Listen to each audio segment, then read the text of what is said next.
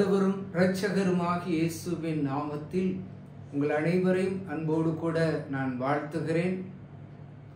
இந்த கத்தோலிக்க மதம் பற்றிய உண்மைகள் என்பதை வரலாற்று பூர்வமாக நாம் ஆராய்ந்து இந்த காரியங்களை எல்லாம் வெளிப்படுத்துகிற இந்த சூழ்நிலையில நாம் 3வது எபிசோடு கடந்து போகிறோம். கத்தோலிக்க மதம் பற்றிய வரலாற்று உண்மைகள், அதுவும் முக்கியமாக ரோமன் கத்தோலிக்க வரலாறையும் ரோமன் கத்தோலிக்க உபதேசத்தையும் அடிப்படை ஆதாரமாக கொண்டு உங்கள் மத்தியிலே நான் இந்த காரியங்களை கொண்டு வருகிறேன். ஆக இந்த 3வது எபிசோட்ல இப்பொழுது நாம் தொடர்ச்சியாக பார்க்க போகிறோம். கடந்த 2வது எபிசோட்ல போப்புனுடைய தொப்பியில எழுதப்பட்ட வார்த்தைகளை குறித்து, அதாவது விக்காரிஸ் ஃபீலே தேய் என்ற வார்த்தை, அது கிரீக்ல என்ன, ஹீப்ரூல அதை குறித்து என்ன சொல்லப்பட்டிருக்கிறது, இவை எல்லாம் எப்படி 666 என்ற இலக்கத்தை எண்ணாக கொண்டு இருக்கிறது என்பதை குறித்தும் கடந்த எபிசோட்ல நாம் பார்த்தோம். இப்பொழுது அதனுடைய தொடர்ச்சியாக இந்த ரோமன் கத்தோலிக்க சபையானது ஏறத்தாழ கிபி 313 ஆரம்பிக்கப்பட்ட இந்த ரோமன் கத்தோலிக்க சபை,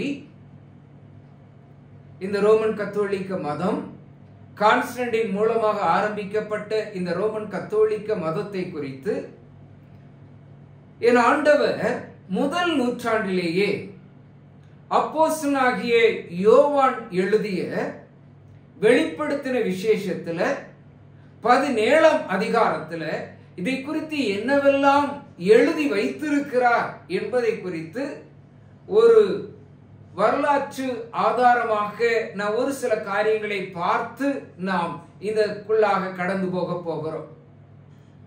ஆக இந்த வெளிப்படுத்தின விசேஷம் 17ஆம் அதிகாரத்திலே நாம் பார்க்கிறோம். 3வது வசனத்துல, ஆவிக்குள் என்னை வனாந்தரத்திற்கு கொண்டு போனான்.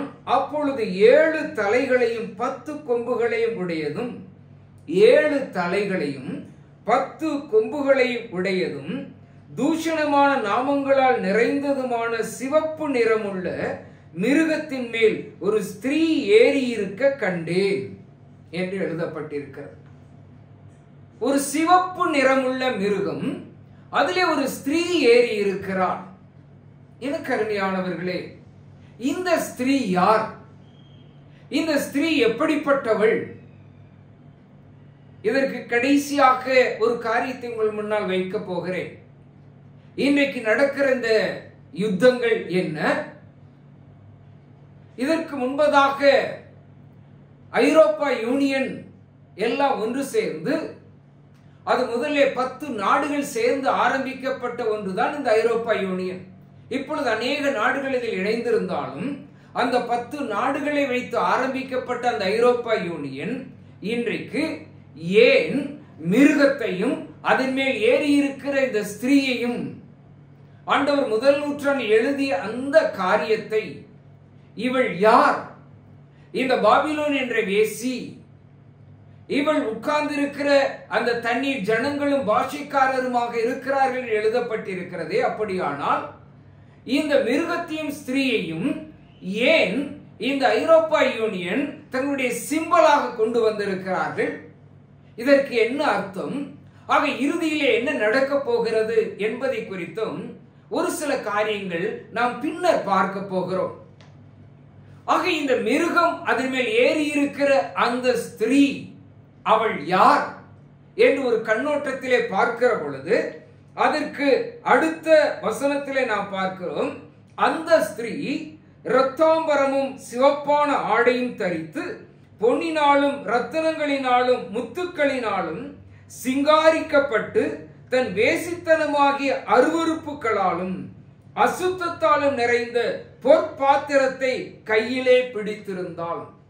அசுத்தம் நிறைந்த அந்த பொற்பாத்திரத்தை அவருடைய கையிலே பிடித்திருக்கிறாள் என்று சொல்லிவிட்டு அடுத்து சொல்லுகிறார், மேலும் ரகசியம், மகா பாபிலோன் வேசிகளுக்கும் பூமியில் உள்ள அருவருப்புகளுக்கும் தாய் என்னும் நாமம் அவள் நெற்றியில் எழுதப்பட்டிருந்தது.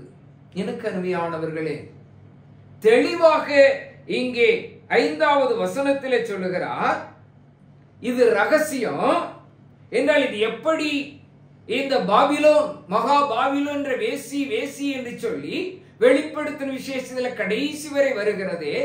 இப்பொழுது அந்த பாபிலோன் ஈராக், இந்த பாபிலோனிலே அந்த வேசி இப்பொழுது அங்கு இல்லை.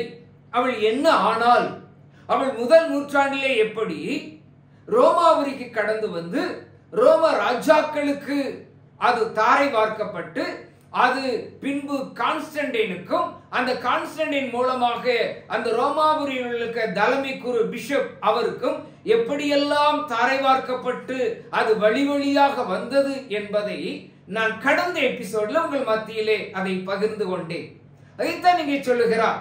அந்த பாபிலோன் என்ற அந்த வேசிகளுக்கும் பூமியில் உள்ள அருவருப்புகளுக்கும் தாய் என்னும் நாமம் அவள் நெற்றியில். அந்த நாமம், அந்த இலக்கம் என்ன என்பதை இங்கே 13ஆம் அதிகாரத்தில் எழுதப்பட்டதை நான் கடந்த எபிசோட்ல உங்கள் மத்தியிலே அதை விவரித்து காண்பித்தேன். அப்படியானால் அந்த நாமம், அந்த இலக்கம் அது யார் என்பதை தெளிவாக நாம் புரிந்து கொள்ள வேண்டியது அவசியமாக இருக்கிறது. அதனால்தான் இது ரகசியம் என்று சொல்லுகிறார். இது எப்படி வந்தது? இன்னைக்கு அநேகருக்கு புரியாத புதிராக இருக்கிறது. உண்மையிலேயே இதன் குறித்ததான காரியம் என்ன? வேதம் அதை குறித்து என்ன சொல்லுகிறது? இதெல்லாம் எப்படி முதல் நூற்றாண்டிலேயே கடந்து வந்து இன்றைக்கு யார் தலையிலே அவள் உட்கார்ந்திருக்கிறாள் என்பதை குறித்தும் தெளிவாக இங்கே சொல்லப்பட்டிருக்கிறது. அதற்கு அடுத்த வசனத்திலே பார்க்கிறோம், அந்த ஸ்திரீ பரிசுத்தவான்களின் இரத்தத்தினாலும் இயேசுவினுடைய சாட்சியின் வசனத்தினாலும் வெறி கொண்டிருக்கிறதை கண்டேன் என்று சொல்லுகிறார். எனக்கு அருமையானவர்களே, அந்த ஸ்திரீ, இப்ப எந்த ஸ்திரீயை குறித்து நாம் பேசிக்கொண்டிருக்கிறோமோ அந்த ஸ்திரீ பரிசுத்தவான்களின் இரத்தத்தினாலும் இயேசுவினுடைய சாட்சியின் இரத்தத்தினாலும் வெறி கொண்டிருக்கிறதை நான் கண்டேன் என்று அப்போஸ்தலனாகிய யோவான் முதல் நூற்றாண்டிலேயே தரிசனமாக இதை எழுதி வைத்திருக்கிறார். அதை சொல்லிவிட்டு சொல்லுகிறார், அவளை கண்டு நான் மிகவும் ஆச்சரியப்பட்டேன் என்று. எனக்கு அருமையான கர்த்தருடைய பிள்ளைகளே, அந்த ஸ்திரீ பரிசுத்தவான்களின் இரத்தத்தின் மீது, அப்படியானால் அந்த ஸ்திரீ யார் என்பதை நாம் பார்த்தோம். அவள் பரிசுத்தவான்களின் இரத்தத்தின் மீது வெறி கொண்டிருக்கிறதை கண்டேன் என்று சொல்லுகிறார். இது எப்பொழுது நிறைவேறியது, இது எப்பொழுது நடந்தது என்று வரலாற்றை நாம் ஆராய்ந்து பார்க்கிற பொழுது 12ஆம் நூற்றாண்டிலே தான் இந்த வேதமானது மொழிபெயர்க்கப்படுகிறது. இந்த வேதமானது பிரிண்ட் பண்ணப்படுகிறது. அதுவரை இது மொழிபெயர்க்கப்படவில்லை. ஆக 12ஆம் நூற்றாண்டுக்கு பிறகு அப்படி மொழிபெயர்த்த அநேகர் உயிரோடு எரித்து கொலை செய்யப்பட்டார்கள். நாம் அனைவருக்கும் தெரிந்த ஒன்று. அண்மையில அநேக இடங்கள்ல அது ஒரு சாட்சியாக அறிவிக்கப்பட்டது. அதாவது ஜான் ஹஸ் உயிரோடு எரித்து கொலை செய்யப்பட்ட அந்த காரியமானது யூடியூப்ல கடந்த ஒரு சில ஆண்டுகளுக்கு முன்பதாக அநேகர் பார்க்க முடியாது எல்லா இடங்களிலும் சொல்லப்பட்டது, அது ஃபார்வர்ட் பண்ணப்பட்டது. ஆக இந்த ஜான் ஹஸ் மாத்திரமல்ல, ஜான் விக்லி, கால்வின், ஸ்விங்லி, இப்படி அநேகர் துன்பப்படுத்தப்பட்டார்கள், கொடுமைப்படுத்தப்பட்டார்கள். ஆனால் அவர்கள் இந்த ரோமன் கத்தோலிக்கு எதிராக, இவர்கள் எல்லாம் குருக்கள் தான், வேற யாரும் அல்ல. அந்த நாட்களிலே அதிகமாக ஆண்டவருக்காக வைராக்கியமாக நின்ற ஒரு சிலர் இவர்கள். அப்படி இவர்கள் மத்தியில அநேக இந்த வேதமானது மொழிபெயர்க்கப்பட்டு வேதமானது பிரிண்ட் பண்ணப்பட்டு அந்த வேதம் கையிலே கிடைத்தவுடனே அநேகர் வேதத்தை கண்டு இந்த வேதத்தை பின்பற்றி இந்த வேதம்தான் முக்கியம் என்று சொல்லி அநேகர் ஏறத்தாழ ஐரோப்பா தேசங்கள்ல அநேகர் ஆயிரக்கணக்கான கோடிக்கணக்கான ஜனங்கள் வெளியே வருகிறார்கள். அப்படி வெளியே வருகிற பொழுது போப்பானவர் இதை பார்த்து சகல குருக்கள் ஆயர்கள் இவர்களை எல்லாம் கூட்டி எல்லாரும் சேர்ந்து ஆலோசனை செய்து கடைசியில போப்பானவர் சொன்னார், யார் யார் வேதத்தை எடுத்துக்கொண்டு வெளியிலே செல்கிறார்களோ அவர்கள் அத்தனை பேரையும் கொலை செய்து விடுங்கள், அத்தனை பேரை கொன்று விடுங்கள். ஒருவர் எவ்வளவு பேரை கொலை செய்கிறாரோ அவ்வளவு சீக்கிரத்துல அவர்களுக்கு பரலோகம் உண்டு, இதற்கு நான் கேரண்டி கொடுக்கிறேன் என்று சொல்லி, எனக்கு அருமையானவர்களே, ஏறத்தாழ ஒரு 3 நூற்றாண்டுகளில் 13, 14, 15வது நூற்றாண்டுல பார்க்கிறோம்.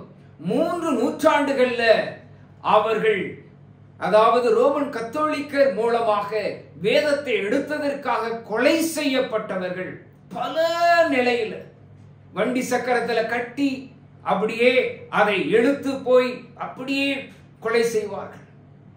பெரிய ஒரு பாக்ஸ் மாதிரி செய்து அதுல மூடியில ஆணிகள் எல்லாம் இருக்கும். அவர்களை உள்ளே கட்டி வைத்துவிட்டு ஓங்கி அந்த மூடியை அடித்தால் அப்படியே ரத்தம் பீரிட்டு வெளியேறும். சரீரங்களை 2ஆக கட்டி வைத்துவிட்டு அப்படி 2ஆக பிளந்த சம்பவங்கள் இன்னும் அநேகம். பெண்கள் எல்லாம் நிர்வாணமாக்கி சூலாயுதம் போல ஒரு ஆயுதத்தினால குத்தி குத்தி கொலை செய்யப்பட்ட அந்த காலங்கள்.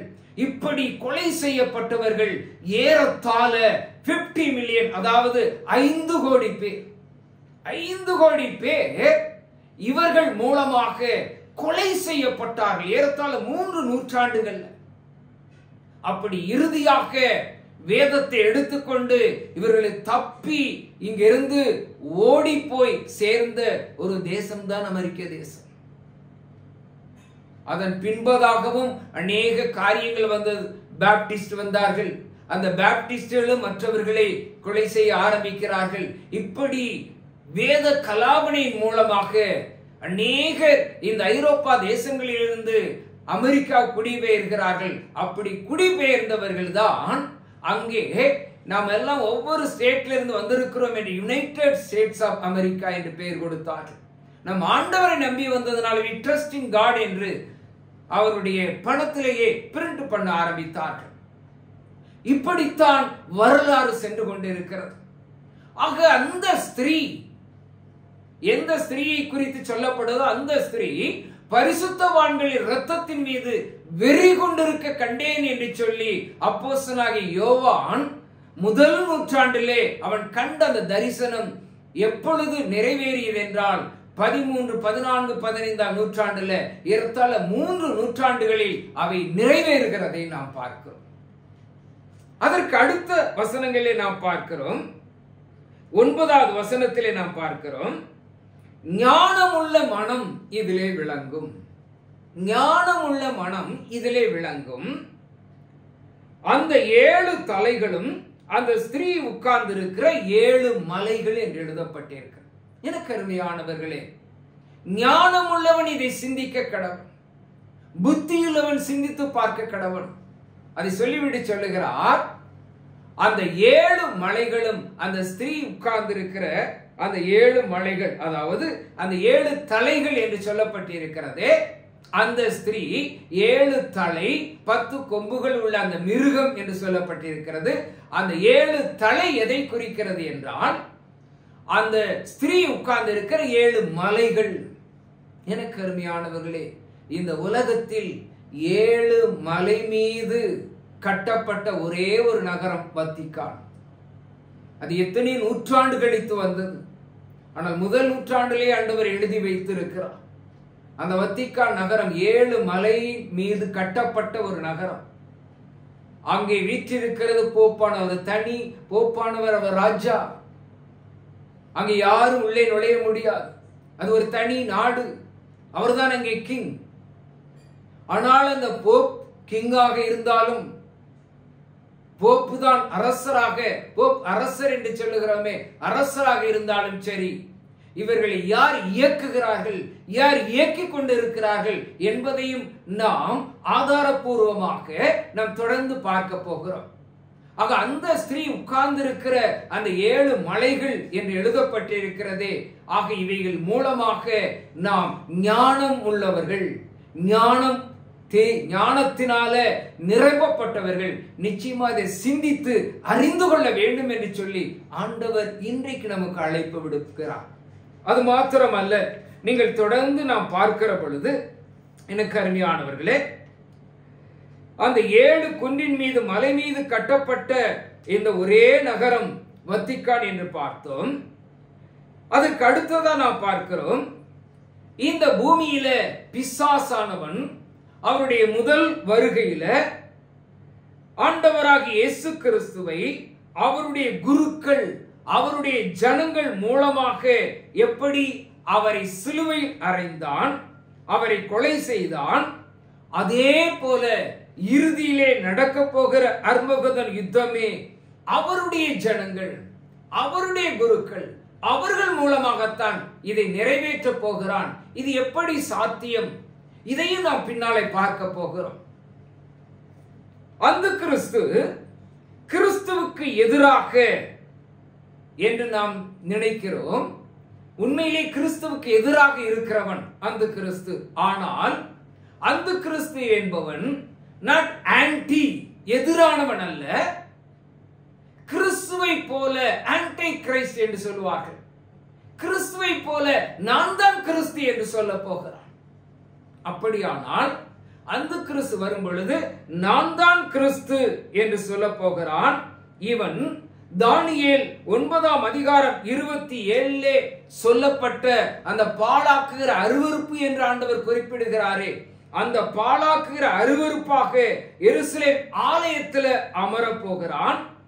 எருசலேம் ஆலயத்தில் அமர்ந்து தானே கிறிஸ்து என்றும் தனக்கு பலி செலுத்துமாறும் கூறப்போகிறான். எனக்கு அருமையான கர்த்தருடைய பிள்ளைகளே, நாம் இது குறித்து கடைசியில கொஞ்சம் ஒரு சில காரியங்கள் தெளிவாக நாம் பார்க்க போகிறோம்.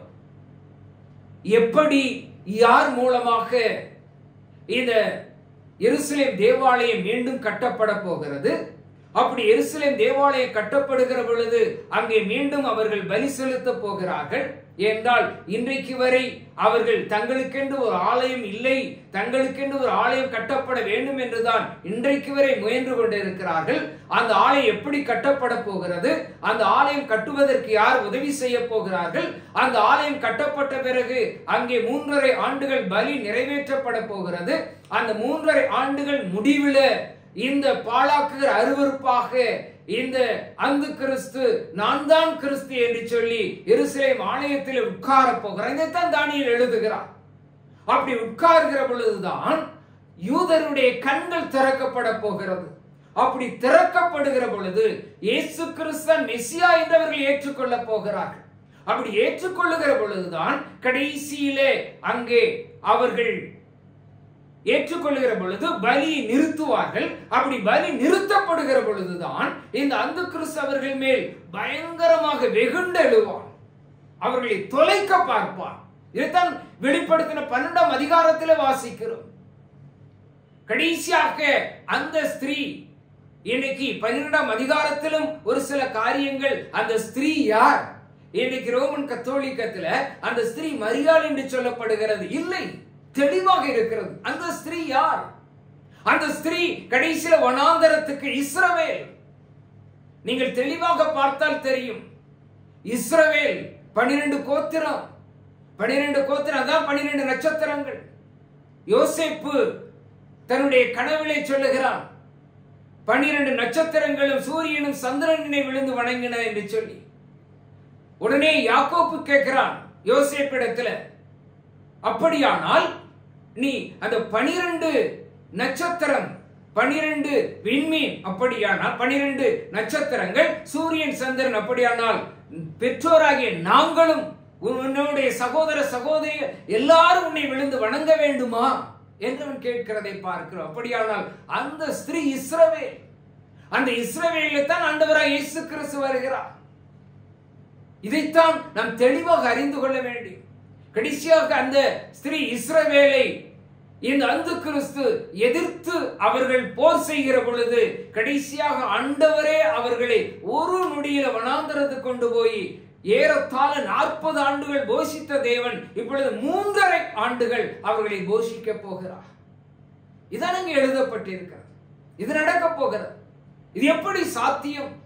இதற்கு என்னவெல்லாம் செய்ய போகிறான் இந்த அந்து கிறிஸ்து? அவன் யாராக இருக்கலாம் என்பதை குறித்தும் நாம் பின்னர் பார்க்க போகிறோம். ஏனென்றால் இன்றைக்கு நடக்கிற யுத்தங்கள், இன்றைக்கு இஸ்ரவேல் எதற்காக போரிட்டு கொண்டிருக்கிறது, அவருடைய நோக்கம் என்ன? இந்த ஐரோப்பா யூனியன் அந்த ஸ்திரீயையும் மிருகத்தையும் தங்களுடைய சிம்பலாக கொண்டு வந்திருக்கிறார்களே, அது எதற்காக கொண்டு வரப்பட்டது? இது எல்லாம் குறித்து நாம் தெளிவாக பார்க்க போகிறோம். மகாபாணிகள் அந்து கிறிஸ்து ரோமாபுரியிலிருந்து வருவான் என்று பரவலாக ஏற்றுக்கொள்ளப்பட்ட ஒன்றாக இருக்கிறது. வேதம் அப்படித்தான் சொல்லுகிறது. நான் தான் கிறிஸ்து என்று சொல்ல போகிறான் அந்த கிறிஸ்து. அப்படியானால் நான் தான் கிறிஸ்து என்று சொல்லுகிற பொழுது யாரை ஜனங்கள் கிறிஸ்துவாக ஏற்றுக்கொள்ள போகிறார்கள்? இதுதான் நாம் சிந்தித்து செயல்பட வேண்டிய இந்த கடைசி காலத்தில் வந்திருக்கிறோம். எனக்கு அருமையானவர்களே, இன்னைக்கு ரோமன் கத்தோலிக்க சொல்வது போல போப் கிறிஸ்துவுக்கு பதிலாக அரசாளுகிறவர். போப் என்ன சொன்னாலும் அது கிறிஸ்து சொன்னதுக்கு சமம். அதனால்தான் இவர்களுக்கு வலுவா வரம், இன்ஃபாலிபிலிட்டி என்ற ஒரு வரம் கொடுக்கப்பட்டிருக்கிறது. அவர்கள் என்ன சொன்னாலும் எதை சொன்னாலும் அது கிறிஸ்துவே சொன்னதாக. நாளைக்கு நான் தான் கிறிஸ்து என்று யார் சொன்னால் ஏற்றுக்கொள்வார்கள் என்பதை எனக்கு அருமையான கர்த்தருடைய பிள்ளைகளே, தயவு செய்து நாம் சிந்தித்து செயல்பட வேண்டிய இந்த கடைசி காலத்துல வந்திருக்கிறோம். முக்கியமாக நம்முடைய இதற்கு முன்பதாக இருந்த போப்பானவர் 16ஆம் பெனடிக்ட் 2013 மார்ச்சில் அவர் ரிசைன் பண்ணினார். அவர் ரிசைன் பண்ணுவதற்கும் இந்த உலகத்தின் முடிவுக்கு என்ன சம்பந்தம்? அவர் ஏன் ரிசைன் பண்ணினார்? ஒரு 4 காரணங்கள் முன்வைக்கப்படுகிறது. அவர் ரிசைன் பண்ணுவதற்கு 4 காரணங்கள். முதலாக அவர் எழுதிய தி ஜீசஸ் ஆஃப் நாசரத் என்ற புஸ்தகம். என்னிடத்தில் 2 வால்யூம் இருக்கிறது. அதிலே அநேக காரியங்கள் வேதத்தின்படி நாம் செய்வது தவறு என்று எழுதியிருக்கிறார். வேதத்தின்படி நாம் செய்வது தவறு. அதனால அந்த புஸ்தகம் எழுதப்பட்ட பிறகு அநேகருடைய கண்கள் திறக்கப்பட்டாலும் கத்தோலிக்க சபையானது, மதமானது அவருக்கு எதிராக செயல்பட ஆரம்பிக்கிறது. இது முதல் காரணம். இரண்டாவது, ஓரின சேர்க்கை, கே மேரேஜ், ஆணுக்கான் பெண்ணுக்கு பெண் திருமணம். இன்றைக்கு இது உலகம் முழுவதிலும் பரவ ஆரம்பித்திருக்கிறது. இது அதிகமாக இதை ஊக்குவித்தவர்கள், செய்தவர்கள் ரோமன் கத்தோலிக்கர். இந்த போப் 16ஆம் பெனடிக்ட் இந்த ஓரின சேர்க்கைக்கு எதிராக குரல் கொடுக்க ஆரம்பித்தார். இது வேதத்தின்படியும் மொராலிட்டியின்படியும் தவறு என்று சொன்னார். சோதோம் குமாராவினுடைய பாவம் இது. அதனால்தான் அந்த சோதோம் குமாரா அழிக்கப்பட்டது. பவுல் அதை குறித்து எழுதுகிற பொழுது ஆணோடு ஆண் அவலட்சணம் என்று எழுதுகிறார். ஆனால் அது சரி என்று சொல்லி இதை ஊக்குவித்து பின்னர் இப்பொழுது வந்திருக்கிற போப் அதற்கு சட்டமே ஏற்ற வேண்டும், அதை அங்கீகரிக்க வேண்டும் என்று சொல்லி அவர் இன்றைக்கு அறைகோல் விடுக்கிறதை பார்க்கிறோம். ஆக இந்த 16வது பெனடிக்ட் இந்த ஓரின சேர்க்கை எதிர்த்து குரல் கொடுத்தார்.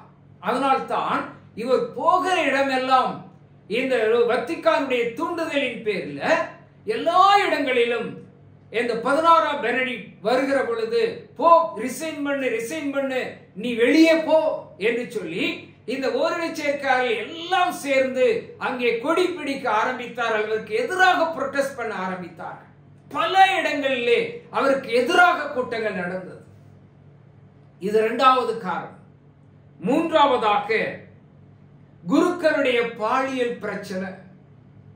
இது 2ஆம் ஜான் பால் இருக்கிற காலத்திலேயே பயங்கரமாக வந்து அமெரிக்கா தேசத்துல போய் உட்கார்ந்து நான் உலகத்துக்கே இதற்காக நான் மன்னிப்பு கேட்கிறேன் என்று சொல்லி 2ஆம் ஜான் பால் மன்னிப்பு கேட்ட சம்பவம் அன்றைக்கு அதில் எல்லா வானொலியும் எல்லா டெலிவிஷனும் அதை ஒளிபரப்பிற்று. எனக்கு அருமையானவர்களே, எத்தனையோ மில்லியன்ஸ் ஆஃப் டாலர்ஸ் செலவு பண்ணப்பட்டு அது ஒரு முடிவுக்கு வரவில்லை. குருக்களுடைய பாலியல் பிரச்சனை உலகம் முழுவதிலும் பயங்கர தாக்கத்தை கொண்டு வந்தது. அதற்கு 16ஆம் பெனடிக்ட் என்ன சொன்னார் என்றால், 12ஆம் நூற்றாண்டு வரை ரோமன் கத்தோலிக்கத்தில் உள்ள போப்பும் சரி, குருக்களும் சரி, பிஷப் எல்லாருமே திருமணம் ஆனவர்கள். இது 12ஆம் நூற்றாண்டுக்கு பிறகுதான் இப்படிப்பட்ட ஒரு சட்டம் இயற்றப்படுகிறது. அந்த சட்டம் இயற்றப்பட்டு இந்த குருக்கள், பிஷப் எல்லாருமே திருமணம் செய்யக்கூடாது என்ற ஒரு சட்டம் வந்தது. அதனால தான் அவர் சொன்னார், 12ஆம் நூற்றாண்டு முன்பதாக இருந்த அந்த நிலைமையின்படியே நாம் திருமணம் செய்து ஊழியம் செய்யலாம் என்றால், இன்றைக்கு இதனால தான் இவ்வளவு பெரிய பாலியல் பிரச்சனை வருகிறது என்று அவர் சொல்லுகிற பொழுது, அவருக்கு எதிராக திருச்சபை அவரை எதிர்க்க ஆரம்பிக்கிறது. இவரை வைத்திருந்தால் இந்த திருச்சபையே நாசமாகி போய்விடும் என்று சொல்லி கடைசியில அவரை சொன்னார்கள், ஒன்று நீயா வெளியிலே போய்விடு, அல்லது ஜான் பால் ஃபர்ஸ்டுக்கு நேர்ந்த கதிதான் உனக்கும் நேரும் என்று அவர்கள் அன்றைக்கு அந்த போப்பை பார்த்து அறைகூவல் விடுத்தார்கள். அப்படியானால் ஜான் பால் ஃபர்ஸ்டுக்கு என்ன நடந்தது என்பதை நாம் பார்க்க வேண்டியிருக்கிறது. பின்னால பார்ப்போம். கடைசியாக 15ஆம் நூற்றாண்டுல வந்த நாஸ்ட்ரடாமஸ் என்ற ஒரு யூதர் இனி சம்பவிப்பது என்ன என்று ஒரு புஸ்தகம் எழுதினார். தீர்க்க தரிசனமாக அதுல இரட்டை கோபுரம் அடிக்கிறதை குறித்து, அன்றைக்கு அமெரிக்காவில் இரட்டை கோபுரம் கிடையாது, இரட்டை கோபுரம் அடிப்பதை குறித்து அதில் தீர்க்க தரிசனமாக எழுதப்பட்டிருக்கிறது. அந்த புஸ்தகத்துல அவருடைய தீர்க்க தரிசனத்துல ஒன்று, இனி எத்தனை போப்புகள் வருவார்கள்? 111 பேர். இந்த 111வது போப் இனி யாரெல்லாம் அவருடைய பெயர் முதற்கொண்டு அவருடைய ஒரிஜினல் பெயர், அவர்கள் எடுக்கிற பெயர், எந்த காலத்தில் என்று வரிசையாக எல்லாம் தெளிவாக எழுதப்பட்டது. ஆக 111வது போப் இந்த 16ஆம் பெனடிக்ட் ரிசைன் பண்ணுவார் என்று 15ஆம் நூற்றாண்டிலேயே இவரை குறித்து ஏற்கனவே எழுதப்பட்டாகிவிட்டது.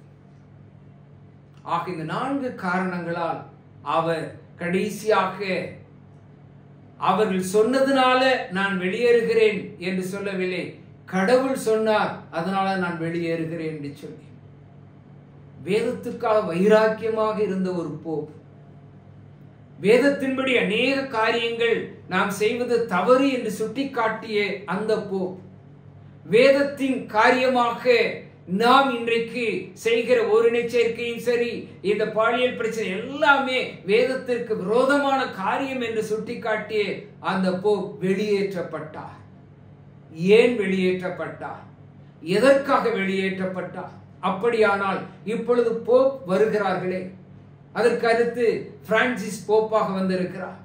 அப்படியானால் இனி போப்புகள் வருகிறார்களே, 111 அவருடைய போப்புடைய சகாப்தம் முடிந்தது என்று சொல்லப்பட்டது. அப்படியால் போப் வருகிறார்களே, அதற்குரிய காரியம் என்ன? 2013 மார்ச் அன்றைக்கு அவர் வெளியே போகிற பொழுது அநேக இடங்களில் நான் சொன்னேன், போப்புகள் வருவார்கள்.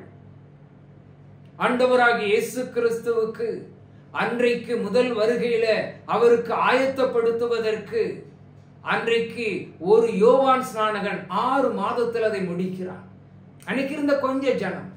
ஆனால் வரப்போகிற அந்த கிறிஸ்துவோ இந்த உலகம் முழுமைக்கு வரப்போகிறார். இந்த உலகம் முழுவதும் அவனுக்கு பின்னால் செல்ல போகிறது. இந்த உலகத்தையே அவன் ஆயத்தப்படுத்த வேண்டும், ஆதாயப்படுத்த வேண்டும் என்றால் இட் வில் டேக் டைம். ஆனால் அதற்குரிய காரியங்கள் ஆரம்பமாகி விட்டது என்று சொல்லி அன்றைக்கு நான் சொன்னேன். அதே 2013 மார்ச்ல ஒபாமா முதலாக அன்றைக்கு இராணுவத்தினருக்கு கரங்கள்ல சீப்பு பொருத்த வேண்டும் என்று சொல்லி அந்த நாளிலேயே அவன் ஆர்டர் பண்ணியதை நாம் தெளிவாக பார்க்க முடியும். அப்படியானால் என்ன நடக்கிறது? என்ன நடக்க போகிறது? இனி போப்புகள் வருகிறார்களே, இனி என்ன செய்ய போகிறார்கள் என்பதை நாம் அடுத்த எபிசோட்ல பார்க்க போகிறோம். கர்த்தருடைய கரம் உங்களோடு கூட இருந்து சகல சத்தியத்தின் பாதையில உங்களை வழி நடத்துவாராக. ஆமென், ஆமென்.